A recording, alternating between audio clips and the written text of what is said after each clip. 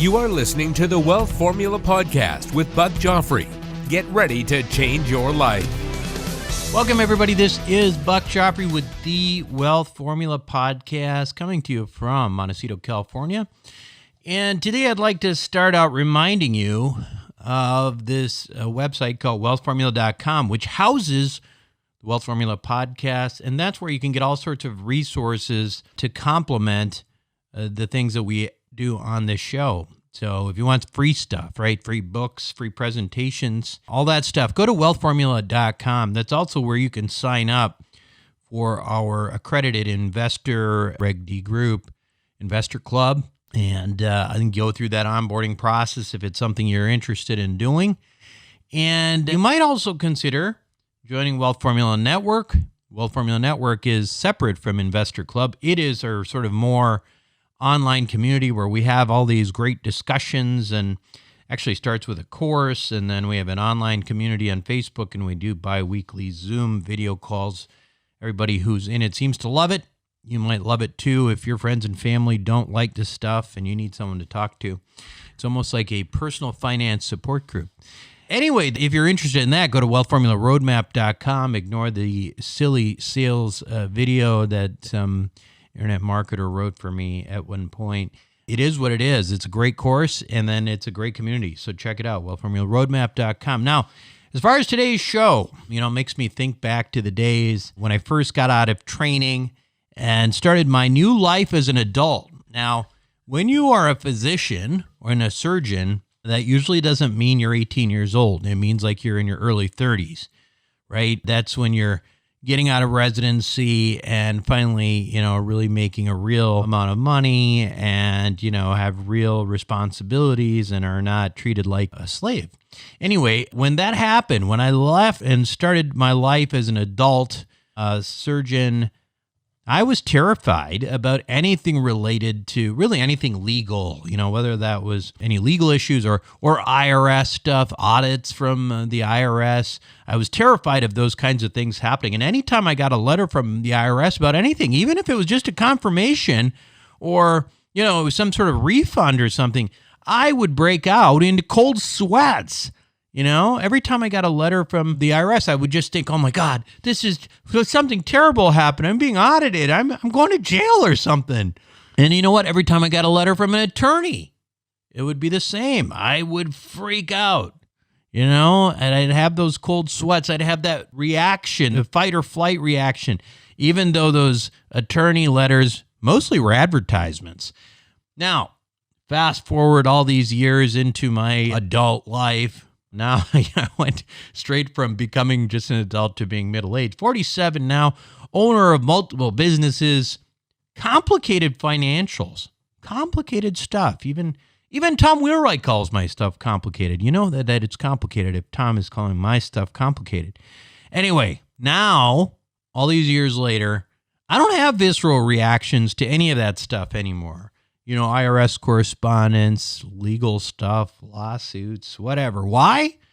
Well, when it comes to taxes, I would venture to say that in my experience, knowing the people I know, any business owner making a decent chunk of money is eventually going to get audited, right? After all, what is an audit? Audit's an inspection, right?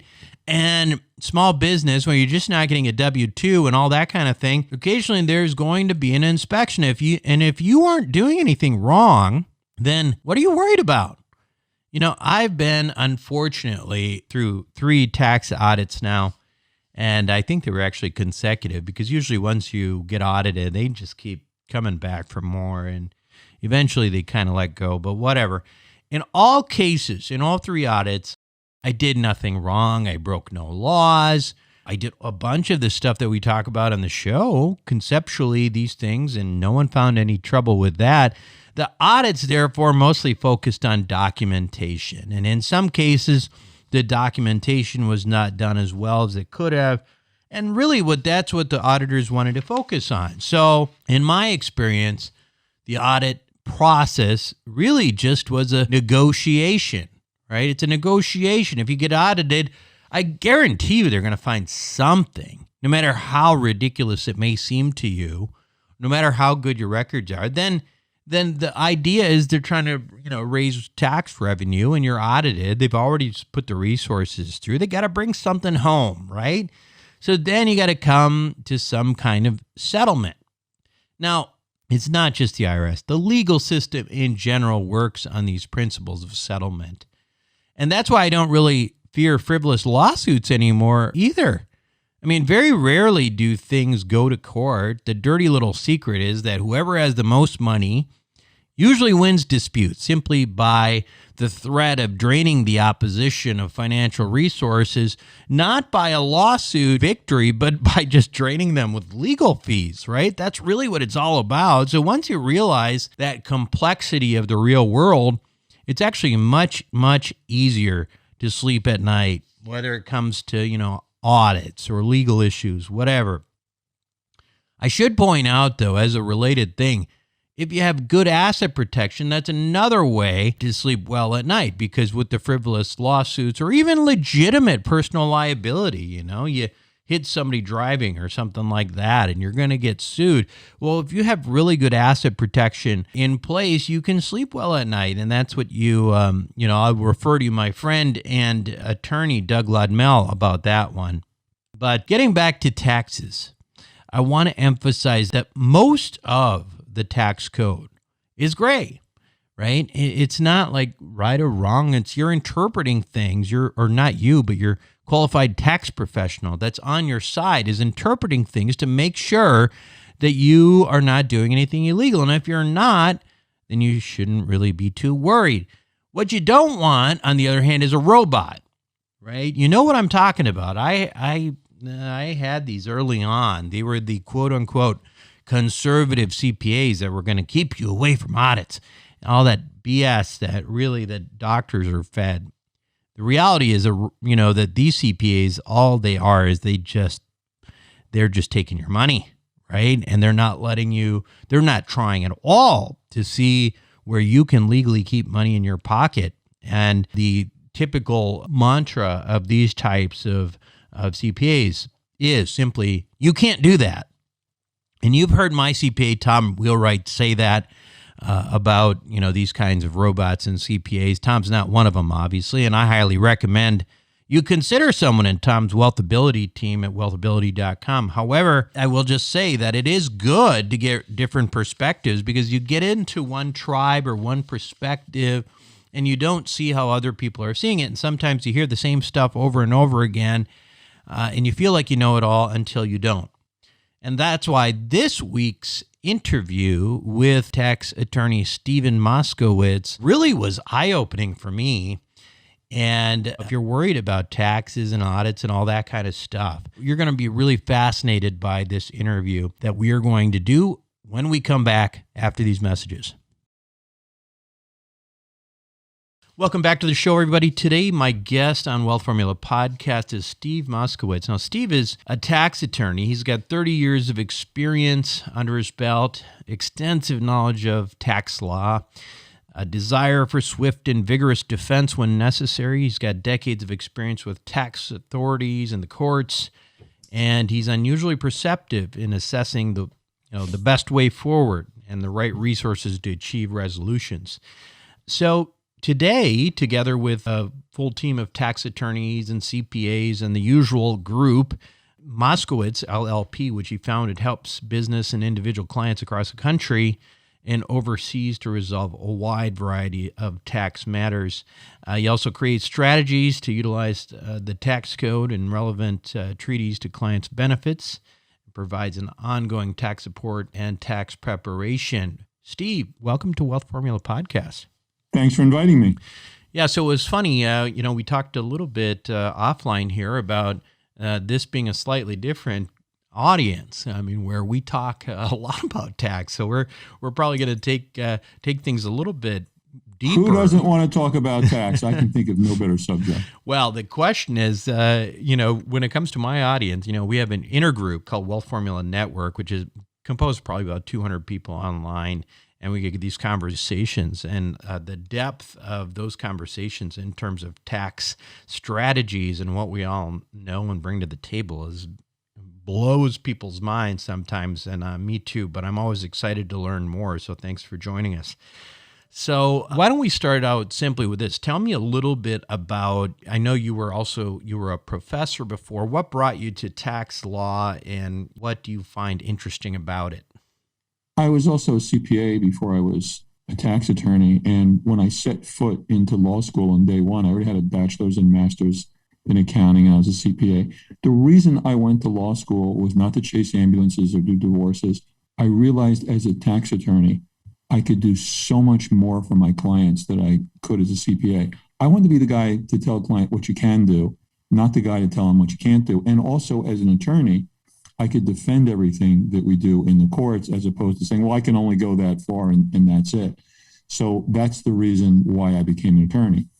And I went into private practice because, I have a very heavy background in tax. And most guys that have a background like mine go to work for the big firms whose clients are the Fortune 500. And that's what I did too. And I worked real hard there. And then I realized no matter what I did, I could be the best guy or the worst guy. I'm not going to affect the Fortune 500. But a small business or an individual make a huge difference. And I'll never forget one of my very first cases. I was at counsel table with my client in court. And about every 5 minutes, my client was reminding me that if I lost his case, he would lose everything that he'd worked for in a lifetime. That would make most people nervous. For me, it was exhilarating because I knew that I'm going to make all the difference in the world to this guy. And I got him off, and I was thrilled. I remember that client in that case to this day. And I still get that same visceral thrill all these years later when I say to a client, and that's why you don't have to pay the taxes. Just like look at the Fortune 500 that make billions with a B and they don't pay taxes. How do they do that? They have an army of people like me saying, do this and this and this and this. And I get a real thrill out of it. For example, real estate, that is such a tax advantaged area. To me, the most beautiful words in the English language are positive cash flow with a tax loss. Is exactly what you can do with real estate. And then you start combining all these different areas. For example, I'm sure your audience is familiar with cost segregation analysis, or should I define it and explain it? Oh, no, this is, I don't think you need to, but you know what? Go ahead and do it. We do a lot of cost segregation and bonus depreciation in our private investment group. But, there's people listening who are not part of that maybe and don't understand the significance. So why don't you go ahead and talk about basically what cost segregation analysis does? They do like the banks, time value of money. If you have a choice between a benefit now or many years from now, it's better to have it now. So suppose we have a property and we have this situation. The amount of money that we receive is greater than the amount of money we spend on it. So we have a cash profit. We have more in our bank account than we did before. But then through the use of depreciation, and here more depreciation because the cost seg, we go ahead and we have a tax loss. We haven't written a check to depreciation, but we show that the result from that property is a loss. So for starters, we say, okay, now we don't pay any taxes, even though we've made a cash profit.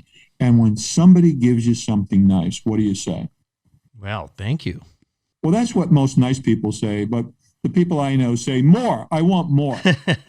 And I say, right. Well, let's give you more. Can you take that paper loss, that tax loss from the real estate and write it off against wages, dividends, interest, profit from a business? The general answer under 469 Internal Revenue Code is, well, no, that's a passive loss and you can't do it. However, there's an exception, real estate professional. And if you're a real estate professional, you can take that loss against that other income. So what do you have to do to be a real estate professional? So let's assume we have this situation. We have a woman who's a brain surgeon, and she makes a profit of $1 million from her practice. She's married to a house husband. She also has investment in the property we're just talking about. She says, honey, you're going to manage the property. We now have hubby, because what happens is essentially be a real estate professional. There's a bunch of rules, but to simplify things, the major part here and what keeps most people out is that one of the spouses, it only takes one, has to spend more than half their business time in the property. So here, house husband is now managing the property. Then what they can do is say, okay, well, I have that extra paper $1 million loss. I want to go ahead and write it off against the profit from the practice. And here's where you have people earning a profit from their business, earning a profit from the property, and legally not paying any taxes. That's one of many, many, many things that you can do. And if you would let me, I could go on for hours. Well, and hours I'll and tell hours. you. Well, let me tell you this one, Steve, and this might be the only podcast that you will hear someone say this, but what you just told us is old news. We talk about real estate professional, cost segregation, bonus depreciation, like all the time. So give me something special. Okay. What I would say is special. No, what I'm saying is, and I don't mean it that way. I'm just saying is tell me something I don't know, right? And I don't know what you know, but yeah, what happens is basically what we do now I'll do what we do in the office. When somebody comes in, we basically ask them, what's your level of familiarity? And then we may say, hey, you know all there is to know. That's could be the rare case. But we say, well, okay, here's what we can do is we can expand on that and make it work. Uh-huh. Or maybe somebody knows about the concept, but we set up the accounting records. So if the IRS says, well, okay, you say you're a real estate professional and you work all these hours. Well, where's your proof of that? Oh, here's my log. Here's this. Here's that. So basically that's what we do is we go into what do you have and is there anything we do to prove it? Now, I'll tell you with a lot of clients, it's been my experience that they do know the stuff, but their record keeping is horrendous. Sure. And it's a shame when somebody, they qualify. Government says, where's the proof? Well, I was really busy making oh, you don't have the records? And then we say, okay, well, here's the record you should keep.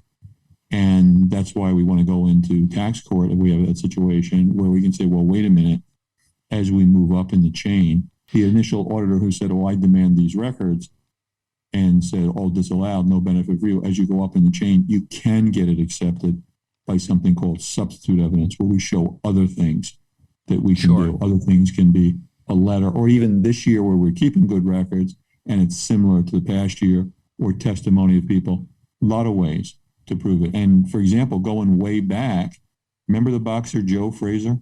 Yeah. Joe had a tax loss on his mama's farm in South Carolina. They had no records. Joe and mom were not the greatest record keepers. They had no records. But the tax court judge found in favor of the Frazers. And you know what the tax court judge said why he did that? He said, I looked at Mrs. Fraser. I thought she was an honest woman, and I believed her testimony. And that's one of the things I want to say to your listeners, that people forget about that. The IRS agent says, well, you know what? Sure, in planning, have records for everything. But this is real life. What happens if I'm representing clients? So, well, you know what? I'm Joe Fraser. I don't have the records. Your testimony counts. If the judge believes you, you can go ahead and win that way. So the bottom line is, just because some order says, well, you don't have the records, you can't do it. You don't just say, oh, that's too bad, and give up. There's a lot of other ways to prove it. If you don't have a birth certificate, that doesn't mean you were never born. Let's talk a little bit about, when you hear about Fortune 500 companies that are making billions of dollars and they are not paying any taxes. How can an individual potentially do that? Now, we've talked about our real estate professional designation, and that's a major one.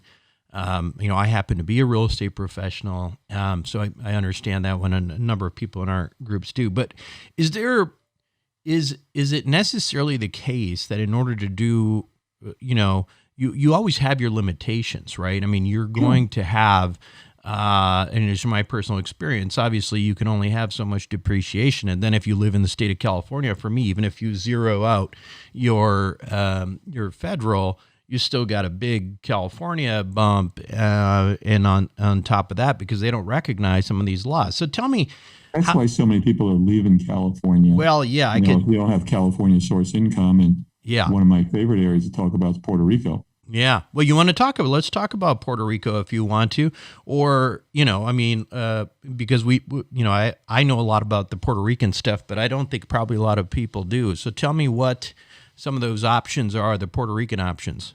So basically, a lot of people are leaving California, especially for the tax-free states like Florida and the state of Washington and Texas.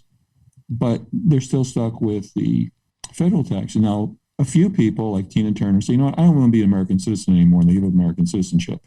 But a lot of people say they're happy to leave the state, but they don't want to give up American citizenship. If you move to Puerto Rico, they have two acts down there that essentially you get down to the level of a very low level of tax, like 4%, where you live in Puerto Rico, or at least half the year you live in there. And that's one of the things you have to watch out for. You have to live there at least half the year. You get all kinds of exemptions from federal taxes. So that's one of the solutions that a lot of people are looking at, because you're not giving up American citizenship, but you're giving up a lot in the way of taxes. So that's one of the things that you take a look at. Now, obviously, another thing that we've done is in the international area, there's all kinds of countries. And this is, the word tax haven is not a dirty word, because if you look at the various jurisdictions around the world, there's some jurisdictions that don't tax. There's some that don't tax on certain transactions, some that don't tax if you're not their citizen, some that if you are their citizen, they don't tax. And then you make a decision. Well, some countries will give you a tax holiday for 5 or 10 years. They don't tax you for a while. So you say, well, all right, it's a combination of factors. Physically, where do I want to live? And then what's the difference in options? And you take a look at that. And that's where the citizenship comes up, because as an American citizen, unless we do Puerto Rico, it doesn't matter because we're taxed on worldwide income. The states are a lot easier to get away from the state tax than the federal. That's why Puerto Rico has become so popular. Sure. But if you are in, now I'll ask you just personally, obviously I live in Montecito. I actually moved here from Chicago, which is, I moved to San Francisco from New York City. There you go. So you for New York City, obviously, and California are a little bit more similar in taxation. I took a little bit more of a hit here moving to California on the state tax side, but is it possible for people to live where they want, if they want to live in New York and live in California, and still have other strategies? I mean, listen, moving to Puerto Rico is a big deal, even if it's for half the year, and you have if you have kids in school and all of that. You always hear about, or I always hear about, Fortune 500 companies utilizing a lot of international options. You've talked a little bit about, the quote unquote tax havens. Can you give us an example a little bit how something like that might work? So in the transfer pricing, suppose you have this situation. Mm-hmm. You have a company in California and you have a company in a tax advantage company. So let's assume that we have a profit of 100 here in California. And we say, well, you know what? I need to do a transaction. And again, it should be a bona fide transaction, not just a paper entry. But I need some advisory services from my company in country X, and I'll pay them a fee of 100. So we say, well, okay, now I paid them a fee of 100. Now I wiped out my profit. So the fact that I live in California doesn't matter, because even in California or anyplace else, my profit is zero, my tax is zero. Now that 100 is in country X that either doesn't tax at all, has a very low tax rate. So basically what I did was I moved the 100 that would have been taxed in California to a jurisdiction that's either not going to tax it or low tax. What you have to be careful about there is to show why it's a bona fide transaction and just do it to save taxes. That gets into the IRS transfer pricing rules. Right. And is that something typically, that only major Fortune 500 companies are going to be able to do just because of the cost elements? Or is that something, do you think, that even small businesses, if they structure things? Sure, small businesses can do it. And let me give you a personal example. Okay. Before the pandemic, we had a big office in the financial district of San Francisco, and we all worked there. The pandemic, I now have employees scattered all over the world. I am not a Fortune 500 company, but I have employees living literally all over the world working for me now. That being the case, if I said, well, I don't want to employ you anymore, but I would like to hire your company, then I've achieved that. Understood. Got it. Okay, well, great. Let's say, let's talk a little bit about sort of, individuals. We're talking about some of the stuff that, I'm selfishly asking you about, just in terms of California and all this kind of stuff. But, okay, so you're in let's talk about the IRS audit, which a number of us have been through, and a lot of people are really scared of the idea of audits. What is nothing to be scared of? Yeah. Tell me why. Because the auditor has no power over you. The auditor might make suggestions to change your taxes, but that's all they are. They're suggestions. Unless you sign on the dotted line, there's nothing he or she can do to you. And here's a way I take a look at an audit. If you drive a vehicle, at some point, a police officer may pull you over and want to see your driver's license. Are you going to never drive a vehicle again? Because someday a cop might want to see your driver's license. You show them the driver's license and move on. Same with the auditor. Now, first of all, you don't have to go to the audit yourself. Your representative goes. We never bring clients with us. And if we can settle at the audit level, that's fine. The audit level, though, is the worst level to be. That's where the auditor is going to be really picky, most demanding. And in fairness to the auditor, they're the most constrained. They don't really have very much authority. They're basically a light switch, on or off, yes or no, allowed, disallowed. So suppose we have a situation where the auditor doesn't like what you've done. It could be for a variety of reasons. For example, looking at the case law, you see that the courts are all over. Can I deduct X? Some courts say yes, some courts say no. So being more aggressive, the person says, well, there's some cases that says I can do it, I'm going to deduct it. Or says you can't do that. Or the auditor doesn't like your records. Well, then what? You say, okay, Mr. Auditor, I don't agree with you, issue your report. So the auditor issues your report, you owe $1 zillion. Then you can file a tax court petition. It only costs you $60, that's the filing fee. For the entire United States, for the Fortune 500, Mom and Pop Inc., and us as individual, there's only 19 judges. Wait a minute, 19 for what? 19 for all 50 states. You say, wait a minute, that doesn't divide equally. You mean they have to travel around like Abe Lincoln? Yes. And the judges are judged themselves, not by collection of revenue, but closed cases. So you have a right to be in that judge's courtroom, but the judge really doesn't want to hear from you. So what happens is there's a very effective system of appeal. So what happens is if I'm representing you and the auditor doesn't like what you've done, I file a tax court petition, basically says, my client doesn't owe the money. IRS lawyer says, yes, he does. The judge never sees either one of those. The clerk of the tax court sends the case back to a settlement officer. The settlement officer's full-time job is to keep people out of tax court. In fairness to everybody, the settlement officer has a lot more discretion than the auditor. Remember, the auditor is a light switch, yes or no, that's all he can do. Yeah. The settlement officer can split the baby. So let's assume we have this. Let's go back to those cases where I said some cases say yes and some cases say no. The basic settlement to begin with is what's called the hazards of litigation. Suppose there's 100 cases on point and 70 of the cases say you can deduct it and 30 cases say you can't. The settlement officer say, okay, for settlement purposes, I'll offer you 70%. You can have 70% of what you did and you concede 30%. If you're going to take that, I would sweeten up by saying, okay, no penalties on the 30%. If not, then if we're talking about something else, the settlement officer has a lot of discretion to use common sense. For example, if I'm running a trucking company and I don't have one receipt for gasoline and I have a gross revenue of $1 million, I didn't gross that $1 million without paying for a lot of gasoline. So we'll do a calculation, say, well, our trucks get so many miles per gallon. The average price that year was X. Do the math, and we have a receipt good for a certain amount of money. Settlement officer will accept that. And then they're common sense. They're there to settle a case. Very, very different than an auditor. Auditor is there to nail you and say, you violated this, you didn't do that, and your P's and Q's aren't in order. He assessed the tax. That's his or her job. Settlement officer says, this is the person who went for. Most people don't go further. Most people with an audit say, well, they're not going to jail. It's very unfair because they pay that in monthly installments. Once you get to the level of a settlement officer, that's a person that's want to make a deal with you. They want to make a deal. So you have a much better chance there. And then what happens is when you get the final settlement officer, the final settlement from the settlement officer, then you make a decision. Do I think I could do better or not? And if the answer is you think you can, you say to the settlement officer, well, okay, look, I know you tried your best, but I want to try it. Then what happens is you say release the case for litigation, but now you have a second settlement attempt with the IRS attorney. Why would an IRS attorney have any reason at all to settle with you? I mean, he or she knows how to use the tax court. They're very skilled professionals. Why do they want to do that?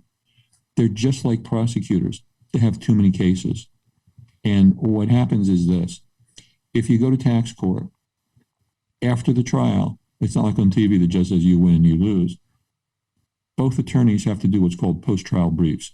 That's where you pour over the transcripts and say, well, when Mr. Smith testified on page 3, there was an inconsistency on page 79, and therefore you make your point. That takes a lot of time and a lot of effort. If you settle the case, it's quick for both attorneys to appear before the court and say, we've settled, the judge says fine, and moves on to the next case. So as a practical matter, here's an area, just like criminal law. Most everybody wants to settle. Settlement usually means both sides give something up. So the bottom line is we started that case where the order said, no, you can't do that. The settlement officer said, well, maybe you can, maybe you can't. I'll give you X% to settle. And if you choose not to do it, then you go ahead and you say, well, all right, let's see what the IRS attorney will give me. And then those statistically few cases that go to trial, then you begin from zero and you try to convince the judge why he should say you're right and the IRS is wrong. And again, what I want everybody to remember is a judge will go ahead and accept things other than the standard receipts. And don't get me wrong. From this point forward, you should have a receipt for every penny you spend. But I'm talking about real life and people that come in the office and they didn't do what they were supposed to. My little joke is if everybody did what they were supposed to, there'd be no work for lawyers. And what happens here is you say, well, look, let's go back and think about Joe Fraser's mother. What he had, the judge said he looked at Mrs. Fraser, he saw an honest woman, and he believed her. The value of your testimony, never forget that. Because the auditor isn't going to tell you. The auditor say, you don't have a document, you lose, that's that. Judges aren't that way. So that's the way the system works. And knowing how the system works empowers you. This is a system that really, really can benefit you if you're familiar with both the laws and the system and how the system works. So this is actually really fascinating for me. And I'm going to ask you a few follow-up questions to this because I know people are thinking the same thing. They're like, well, okay, well, first of all, I've got a great CPA already who says don't worry about audits, but the biggest reason he or she tells me that is, hey, it's just a negotiation anyway. But you're taking it a step forward saying, yeah, it's a negotiation and you've actually got advantage in this negotiation.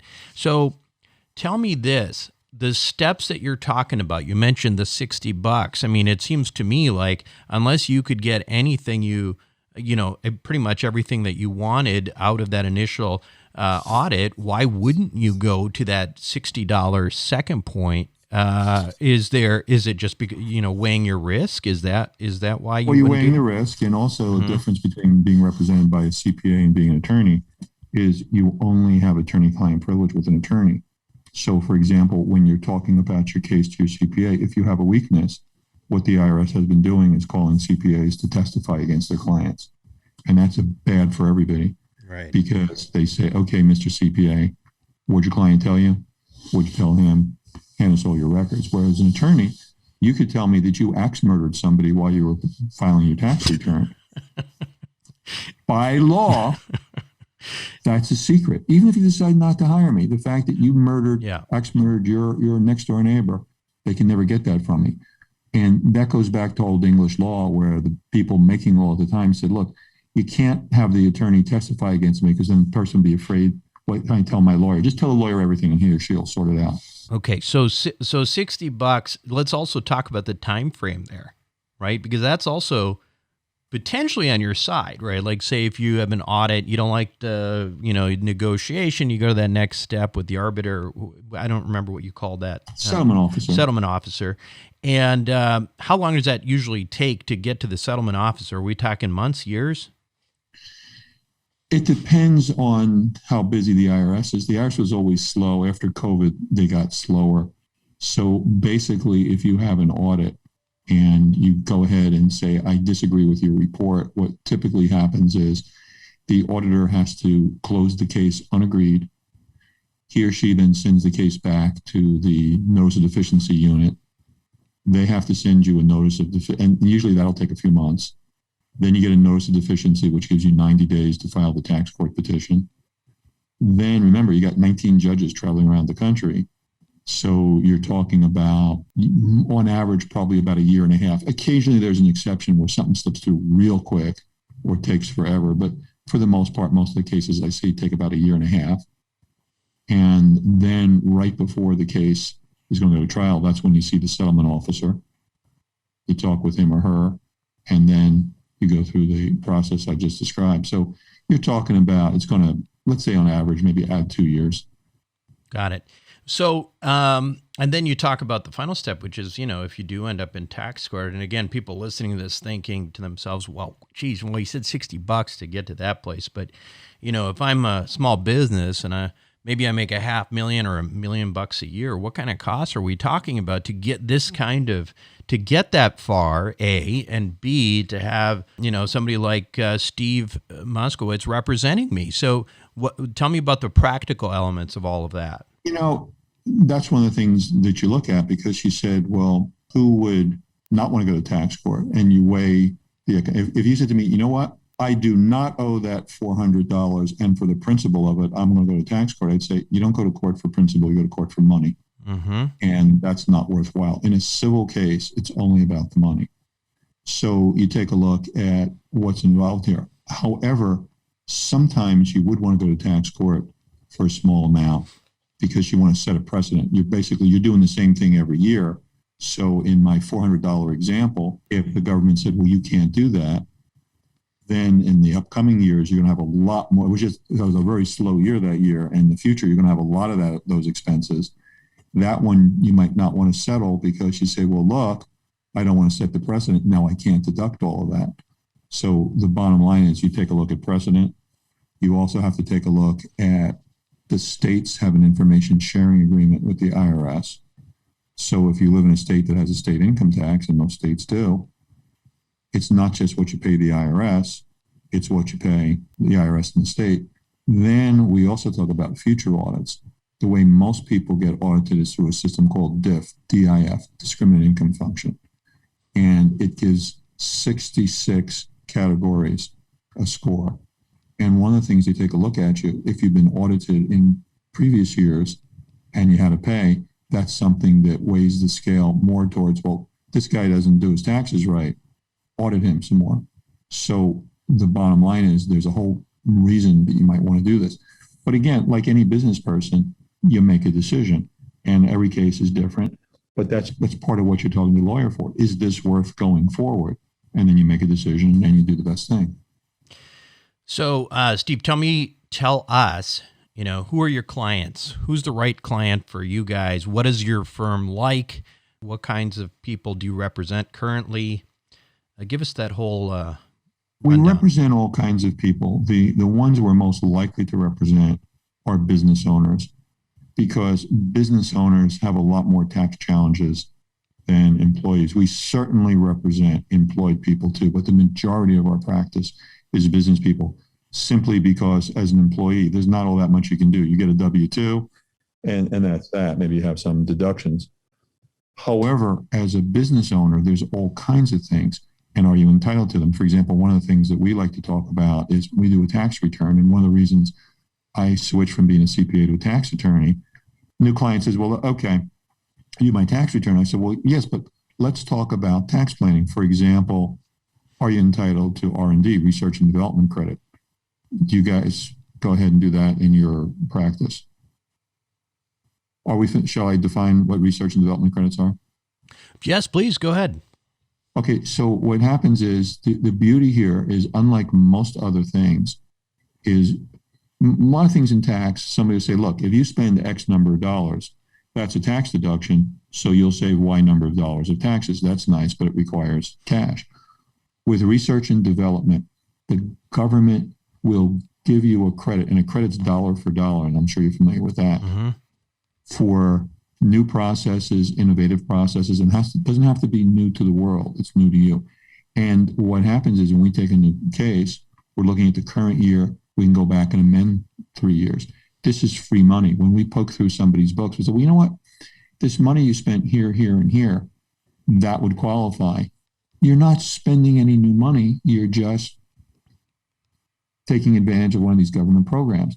And a lot of people say, well, that sounds too good to be true. Why would you have something like this? And here's what I remind people.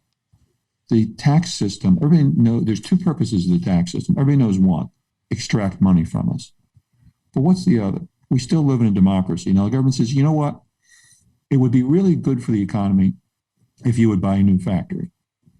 But the government can't order you to buy a new factory. But they want you to buy the new factory. So how do they do it? They give you a tax incentive. Well, if you buy the new factory that we'd like you to buy, you'll pay less in taxes.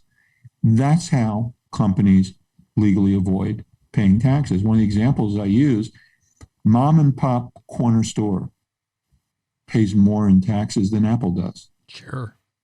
So we take a look at research and development credits. Another thing that's around now and is new is employee retention credit. So what we have here, another government program, if you otherwise qualify, the government will hand you $33,000 max per employee to cover 2020 and 2021. So if you're a small business and you have 10 employees and you qualify for the max, the government will hand you $330,000. Or if you have 20 employees, 660, and so on. This is free money. It's not a loan.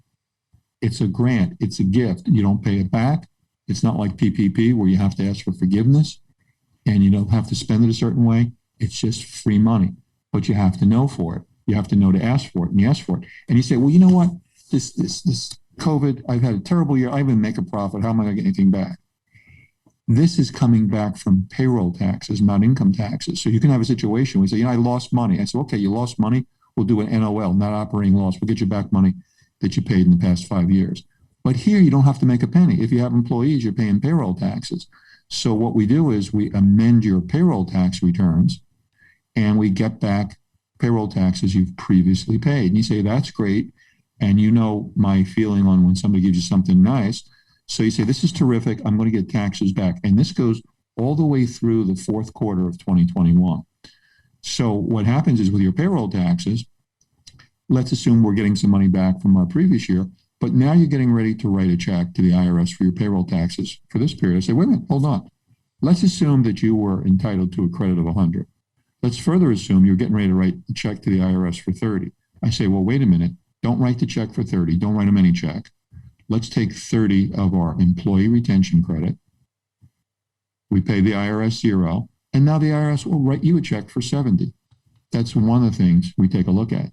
Hey, Steve, can I back up on the credits? Because I can tell you that one of the, with R&D credits and that sort of thing, some of the pushback, or I wouldn't call it pushback, but some of the reluctance that I've seen from CPAs on that is, the valuation of the R&D, and how much to really cost, and getting, third party involved. And then you get all that stuff that they talk about, at least the CPAs that I've talked about. And the next thing you know, you're like, well, shit, that would, excuse my language, but that would cost, almost as much as the deduction. So why would I do that? I mean, so how, is that something practical for many businesses? That is exactly why I stopped practicing as a CPA and became a tax attorney. Most CPAs don't want to do anything like that. It's too much trouble. It's too much, I don't have a receipt with a check mark paid. It's not finite. And it's been my experience with a lot of CPAs, they don't want to do something where you don't have an actual check written. Oh, I can deduct your rent because I see that check there for $1,000 to John Smith, landlord.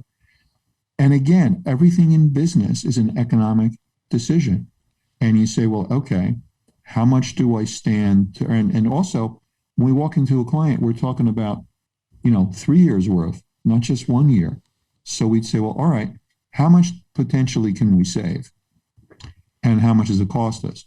And you just do a simple profit analysis. If I said to you, look, I can save you $100,000 in taxes, and we have to have an expert here and pay him $10,000, would you take that deal?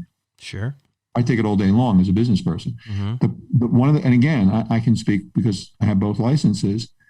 CPAs are always doing that. Remember what I said, I want to be and when I went to law school as a student, I want to be the guy to tell clients, what they can do, not what they can't do. That is what CPAs are doing all the time. Their deal bosses, oh, don't do this, don't do this, don't do this. They're so conservative. Yeah. And yes, it's conservative, but the problem is what I say to those CPAs that are doing that, you're doing that with somebody else's money. You say, I can't be bought. You want to do it with your own money, you do whatever you want. But you're doing it with somebody else's money. Well, wait a minute, let's ask them. And not to mention the fact that if you're entitled to these things, we're talking about 3 years for starters, and then you make somebody aware of something. You say, well, look, I do this process. This is something that, I can save money on taxes in the future. And also there's additional benefits here. Suppose you say, you know what, that's great. You're an established company. You've done all this stuff. And this guy's talking about 3 years. We just started out. And you know what? We lost money the first year. We don't even, have any taxes to get back. When you're a new company, although your first place is income taxes, the government will also give you money back again on payroll taxes. So this is very, very worthwhile. Right. Another area that is tremendous is pensions.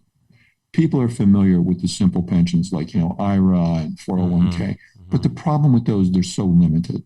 Mm-hmm. So what happens is there's over 20 different types of pensions, and there's 3 big reasons why you want to do a retirement account. One, it's a tax deduction. And suppose one of your listeners is listening to that and says, boy, that's great. I wish I had a pension.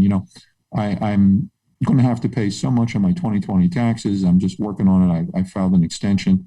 And we know that almost everything, you have to write the check by December 31st, 20 to deduct it in 20, not with a pension.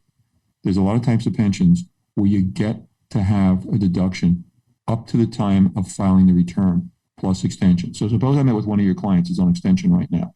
Suppose we set up a pension for him right now today in 2021, and his tax return isn't even due yet for almost half a year, and he funds it the day before his return is due. Guess what? He gets to deduct it from 2020.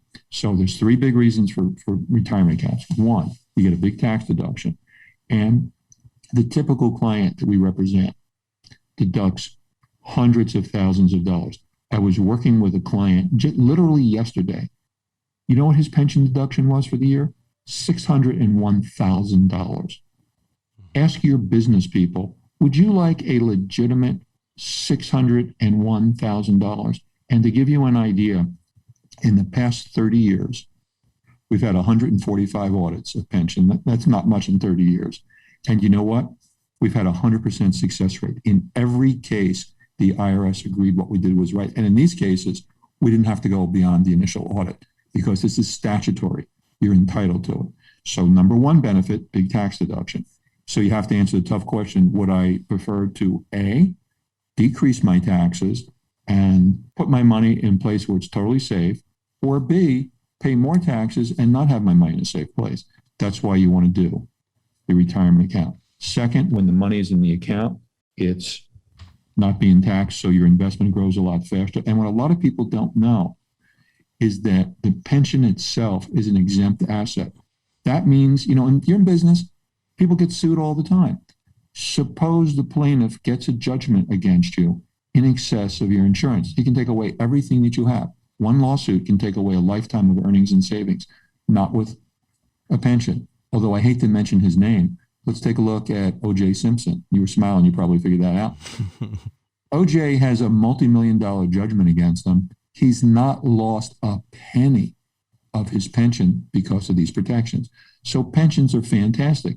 That's why when we go in, we talk to a client, we take a look at them and say, okay, let's see what we can do for you overall. There's a lot of different things we can do when we do the tax planning. We've talked a little bit on this show, believe it or not, of even foreign pension plans.